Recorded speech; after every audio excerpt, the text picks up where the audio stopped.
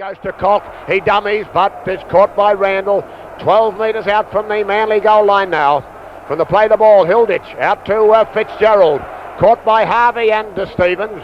It's the sixth tackle coming up. They could have a field goal attempt here from the play the ball. It's back to Higgs. To Peard. He kicks high. A bomb in the in goal area.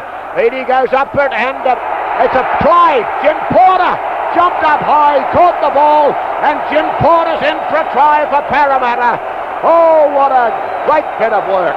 And they were onside too.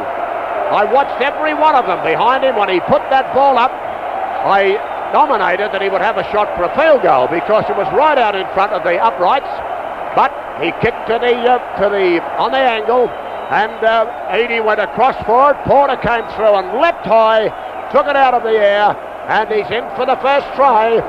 Well, Parramatta lead by 3 points to 0. And that was scored 10 metres in from touch on the far side. As a matter of fact, it was only about 1 metre from the dead ball line. And the kick now will be taken by Johnny Peard. He's kicking across a southeasterly breeze. And just listen to those Parramatta fans. Well, 3-0 in favour of Parramatta. And with the attempted conversion coming up by Peard. And he's kicked some pressure kicks in his day, this fellow, but never will he be more needed than today. Well, he has the ball placed now on the quarter line, 10 metres in from touch. He moves into it. And there it goes. It's high enough, it's long enough, it's a beauty. It's straight between the posts. The score here now at the cricket ground. 5-0 in favour of Parramatta. I'm standing next to the scrum here, back down on the 25, and just before the halfback puts the ball in, fellas, can you sing the Big Ben song? Big Ben's a big square pie to eat when you feel like a Big Ben pie. How about that, a singing scrum? Big Ben's a big square pie to eat, big on pastry, big on meat. The scrum's breaking up. I'll just ask him, what's the only thing you can do when you feel like a Big Ben pie? Buy one! The others just don't satisfy when you feel like a Big Ben pie. 2SM. Well, from the kick-off, the ball's down to Peard. He gives it to Levy, who's almost through, but is gathered in 32 metres out from the Parramatta goal line. Plays it back. Out it goes to Gerard. Now to Fitzgerald. He gives it to Price. Parramatta are playing beautiful football. Price is tackled and put into touch on the far side of the ground there by Randall and Martin. And it's only 5 metres on the Parramatta side of halfway. In it goes from Conk out the same tunnel. Manly having the loose head. Parramatta put the ball in. In it goes. A Parramatta ball, but a penalty to Manly. And once more, it's against the hooker. Hilditch feet across the scrum. Well, Fulton is coming up to take the kick. It's 5-0 in favour of Manly Warringah. And Fulton will look for touch. And don't forget, Manly have the wind in their favour in this first half. Well, Fulton is going to kick for touch on the far side of the ground. He'll look to the Paddington corner to get as much distance as possible. And there it goes. He finds it too. Oh, not so far. It's about 30 metres out from the Parramatta goal line. A tap there. Out it goes to Randall. He's caught though by Higgs. And he'll play the ball 24 metres out from the Parra goal line to Lowe, but he's tackled by Price it is, and it's just inside the Parramatta quarter line. From the play the ball, Quillage dummy half is caught by Gerard, and will play it back now to Lowe, and he comes through from the dummy half position but doesn't gain much ground. Caught by Gerard and Higgs, but it's 15 metres out from the Parramatta goal line now. And from the play the ball, it's to Norton. He turns it back inside to Harvey, who's caught by Olling. 10 metres out, and here's the sixth tackle coming up. Back it comes now to Fulton. He grubber kicks through and races after it, and the ball goes dead in goal, but a penalty, and it's against... it's interference to Fulton after he grubber kicked that.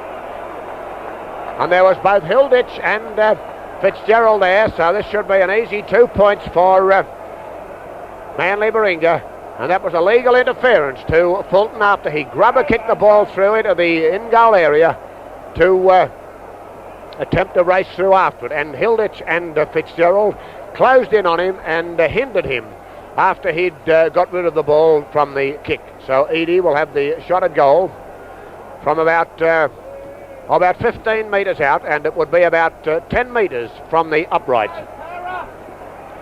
So the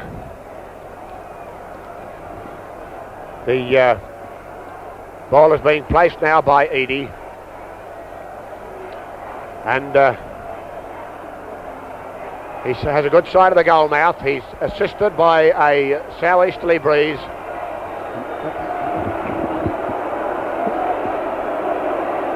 He balances, and there's a few boos. He's not getting any help from the Parramatta crowd. He balances about 15 metres out, 10 metres from the upright, moves in, and there it goes. And it's a beauty right between the posts. The score at the cricket ground now, 5-2 in favour of Parramatta. Here's a luxurious new concept in cooking, the Chef Glass Top Electric range at Knock and Kirby's. See the City Store demonstration. See how Chef's smooth and strong black glass top needs just a wipe over to clean. The ever-ready red-blooded family. Ever-ready batteries, you got real staying power. You could do worse, you know. I know, I've been there. With me around, you'll soon brighten up. Ever-ready, eh? What's your first name? Fred. Oh, aren't you the one? Ever-ready red-blooded batteries. Long life power for everything portable. Parramatta in possession, 10 metres on the Manly side of halfway. Fitzgerald plays the ball. Back it comes to Levy, to Colk. Out it goes to Peard. Now to Higgs. He slips, and as hell gets his pass away to Walling. Out it goes to Price, but he's hemmed in and caught by 3 Manly defenders. The 6th tackle coming up. And it's still 10 metres on the Manly side of halfway. From the play the ball to Porter, to Peard. He turns it back inside to Colk. He gives it now to Hilditch. Back it comes to Higgs. He's caught, gets it back to Levy. Floats a long one out to Fitzgerald. Out it goes to Sulkowitz. He's flying downfield. He's being chased. He came in, comes inside, gets it out. Oh, to Glover, and he dropped it again on the far side. Anyhow, Manly are in possession. Jackson picks it up and is pulled down now by Baker. He'll get up to play it on the Manly quarter line. Edie's dummy half is almost through, but is tackled. But there's I'm making a half a minute left for play. And from the play the ball back it comes to Jackson. He's caught by Peard. And we'll get up to play the ball. Back to Krilich. Out now to Willoughby. And he's tackled by Fitzgerald and Colk. The 6th tackle coming up. And there's the full-time siren. Krilich falls on the ball and it's all over. Manly have won the 1976 Rugby League Grand Final by defeating Parramatta 13-10. And my award today goes to Gary Stevens, the halfback for Manly Warringah, who was a constant thorn in the side of Parramatta. Well, while Greg is, my man is getting Gary Stevens, if he can get him over to the microphone, because it's quite a thing today. They may not be able to do it because of the presentations and everything. And of course, I think we might get the referee over too, because we're giving him a presentation from the Seiko people. Well, here are the statistics of play. Scrums favoured Parramatta 9 to Manly's 7.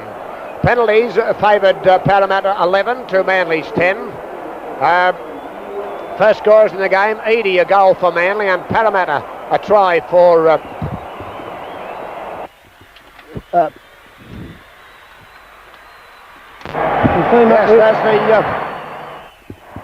well, there we have Gary Stevens down there. Can you hear me, Gary? Yes, Frank. Well, congratulations. You're my award winner for today. You get the Seiko watch, and on your last game in Australia, this should be a great thing for you.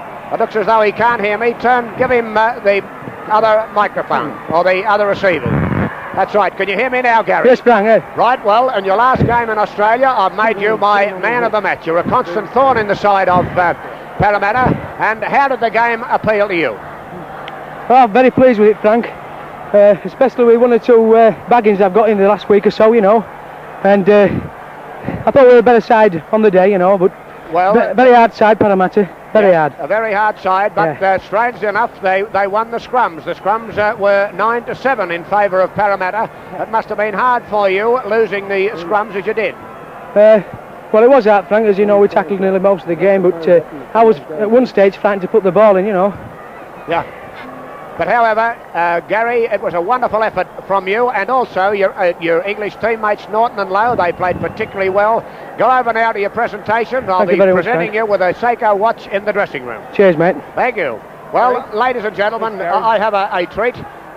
This is not often that we get the opportunity of talking to our referee, and firstly, I would like to congratulate Gary Cook on his performance today in his first grand final. Congratulations, Gary. Thanks very much, Frank. It was a tremendous experience. Certainly different than any other game I've ever refereed. There's no doubt about it. Gary, was there any aspects of the game that you found different to a normal club game? Well, it was tough, and it was tough for the whole 80 minutes. It was naturally fairly tough in the early 15-20 minutes, but it never let up. It just kept going for the whole game. But there were very few undue illegalities, weren't there? That's true, yes. A few players will be pretty sore tomorrow. They've suffered reasonably bad injuries, but mainly because of the body contact, I feel. And were you happy with the spirit in which the game was played, Gary? Oh yes, certainly. Both teams, naturally there can only be one winner, but there's one disappointed team at the end and there's one very happy team, obviously, and generally the spirit of the game was quite good.